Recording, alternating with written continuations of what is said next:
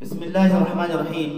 ایک بہت بڑی غلط فہمی اور اس کا ازالہ کہ ہم مسلمانوں کے اندر خاص طور سے یہ چیزیں مشہور ہو گئی ہیں کہ اگر ہم نے چاہے جتنا بھی گناہ کیا ہو، چاہے کتنے بھی حقوق العباد بندوں کے حقوق ہم نے مارے ہوں، کسی کے ہم نے حق مارا ہے، کسی کی ہم نے زمین دبائی ہے، کسی کا ہم نے راستہ روکا ہے، اور کسی کو ہم نے گالی دی ہے، اور کسی کی ہم نے غیبت کی ہے، کسی کو ہم نے برا بھلا کہا ہے، یعنی غرض ہم نے کچھ بھی کیا ہو، کتنا بھی گناہ کیا ہو، لیکن اگر ہم عمرہ کر لیں گے تو ہمارے سارے گناہ معاف ہو جائیں گے۔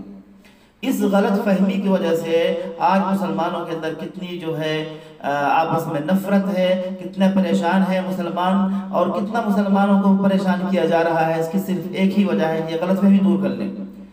مانا کہ عمرے کا جو ثواب ہے، عمرے کی جو فضیلت ہے بہت ہی زیادہ ہے۔ میں چند احادیث گناتا ہوں۔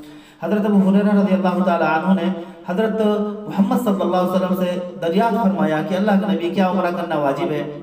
تو اس پر اللہ کے نبی نے فرمایا کہ عمرہ کرنا واجب نہیں ہے، البتہ عمرہ کیا کرو کیونکہ یہ افضل ہے۔ ترمذی شریف حدیث نمبر 853۔ اچھا دیکھیں دوسری حدیث میں اللہ کے نبی نے فرمایا ایک عمرہ دوسرے عمرے تک تمام گناہوں کا کفارہ ہے، اور حج مبرور کا بدلہ صرف جنت ہے۔ بخاری شریف حدیث نمبر 1650۔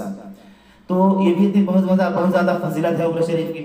اسی طریقے سے حضرت عبداللہ بن مسعود رضی اللہ عنہ سے روایت ہے کہ انہوں نے کہا کہ رسول اللہ صلی اللہ علیہ وسلم نے ارشاد فرمایا کہ تم حج اور عمرہ بار بار کرتے رہا کرو، کیونکہ یہ دونوں فقر یعنی تنگ دستی اور گناہوں سے اس طرح دور کر دیتے ہیں جس طرح آگ کی بھٹی لوہے سے اور سونے اور چاندی سے اس کی جو ہے گندگی زنگ کو صاف کر دیتی ہے۔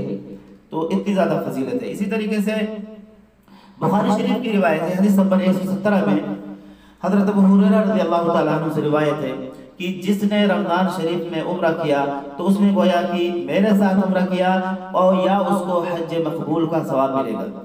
تو اس کا یہ مطلب نہیں کہ حج مقبول کا ثواب مل رہا ہے رمضان کے اندر تو آپ کے اوپر جو فرض تھا، فریضہ تھا حج کا، وہ ساقط ہو جائے گا، ایسا نہیں ہے۔ جس طرح اور تمام نیکیوں کا جو ہے اضافہ ہو جاتا ہے کہ ایک نیکی کریں گے تو عام دنوں میں ایک ہی ثواب ملے گا، لیکن رمضان میں اسی کو جو ہے 70 گنا بڑھا کر کے دیا جاتا ہے۔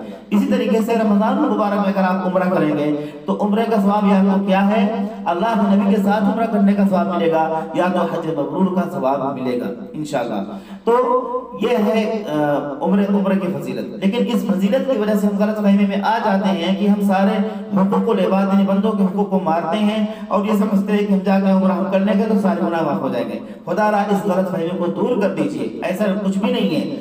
جو گناہ اللہ تعالیٰ معاف کرتے ہیں وہ ہے حقوق اللہ، اللہ کے جو حقوق ہیں وہ اللہ تعالیٰ حقوق معاف کر دیتے ہیں، صغیرہ گناہ ہے وہ معاف کر دیتے ہیں، اللہ تعالیٰ درجات کو بلند کرتے ہیں، لیکن کبیرہ گناہ، وہ کبیرہ گناہ جو آپ نے بندوں کے ساتھ کیے ہیں وہ اللہ کبھی بھی نہیں معاف کرے گا جب تک کہ وہ بندہ خود نہ معاف کرے۔